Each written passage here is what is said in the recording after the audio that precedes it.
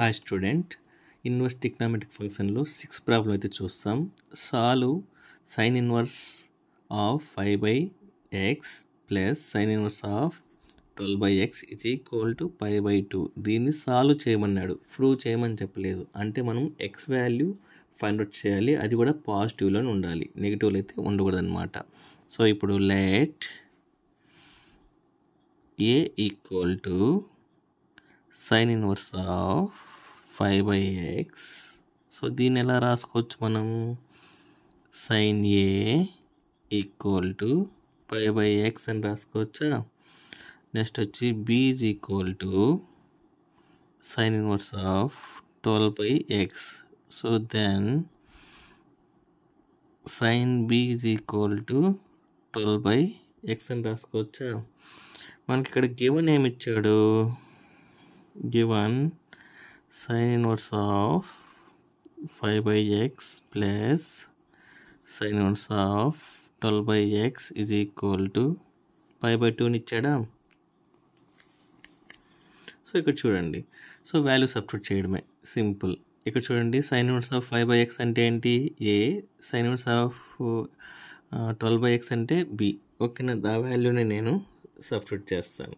So ఎలా substitute చేస్తానో చూడండి. So A plus B is equal to ఈ π/2ని మనం ఎలా రాసుకోవచ్చు? 180/2 అంటే 90 డిగ్రీ అని రాసుకోవచ్చా? సో దీని నుంచి A is equal to 90 minus B అని రాసుకోవచ్చా? ఈ బిని అటు సైడ్ పంపించిన. సో మనకి ఇక్కడ క్వశ్చన్ చూస్తే అన్ని సైన్లో ఉంది కాబట్టి బోత్ సైడ్స్ సైన్తో మీరు మల్టిప్లై చేయండి. ఓకేనా? సైన్ అప్లై చేయండి. ఓకేనా? ఇప్పుడు మనకు ఫార్ములా ఉంది, ఇక్కడ చిన్న formula. Sine 90 minus theta equal to మనకేం వస్తుంది? కాస్ టీటా వస్తుందన్నమాట. ఓకేనా? సో దీన్ని ఏం రాసుకోవచ్చు? Sine A equal to cos B అని రాసుకోవచ్చా? మళ్ళీ దీనికి ఇంకో ఫార్ములా ఉంది. సో ఇక్కడ ఫార్ములాస్ ఎక్కువ వస్తాయి. ఓకేనా? So cos B equal to root of 1 minus sine square B. అంటే మనకు ఉండే ఒరిజినల్ ఫార్ములా ఏంటంటే cos square theta is equal to 1 minus sine square theta. So నేను దీన్ని ఇలా రాసుకున్నా అంతే. ఓకేనా? దీన్ని ఇక్కడ అప్లై చేస్తున్నా. సో అప్పుడు అప్లై చేస్తే ఏమొస్తుంది? ఇక్కడ సైన్ ఏ అంటే మనం ఏం రాసుకున్నాం? π/x కదా, అది రాసుకోండి ఇప్పుడు. ఓకేనా? 5/x. ఇప్పుడు కాస్ బి అంటే మనం ఈ ఫార్ములా అప్లై చేయాలి, root of 1 minus sine square B. ఓకేనా? ఇప్పుడు మనకు సైన్ బి వచ్చింది, అందుకే నేను ఈ ఫార్మేట్కి తీసుకువచ్చాను అనమాట. ఓకేనా? ఇప్పుడు చూస్తాం. రూట్ ఆఫ్ ఇది 5/x రాసుకోండి, 1 మైనస్ సైన్ బి అంటే మనకు 12/x స్క్వేర్ కూడా ఉందన్నమాట. ఓకేనా? ఇప్పుడు బోత్ సైడ్స్ స్క్వేర్తో మల్టిప్లై చేయండి, అప్పుడేమొస్తుంది?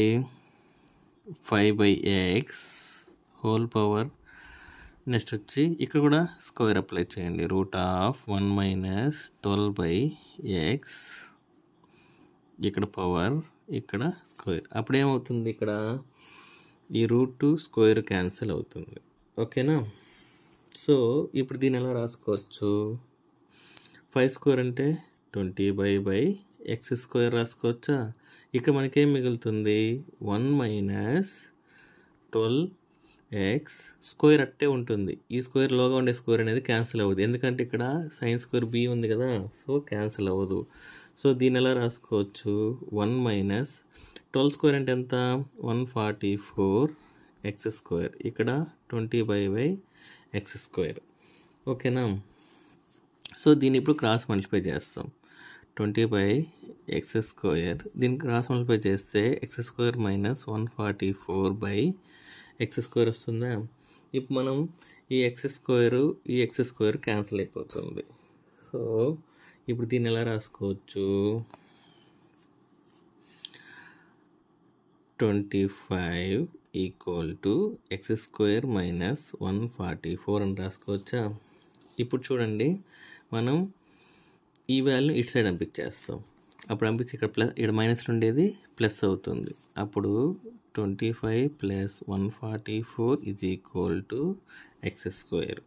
సో ఇప్పుడు ఈ రెండు యాడ్ చేసి ఎంత వస్తుంది మనకి ఆన్సర్?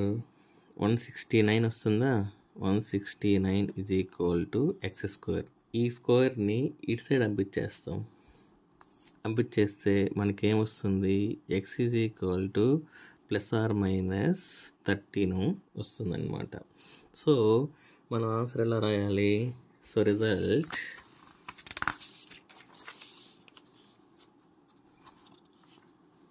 రిజల్ట్ చూడండి. therefore x is equal to minus 13 does not satisfy the equation. Hence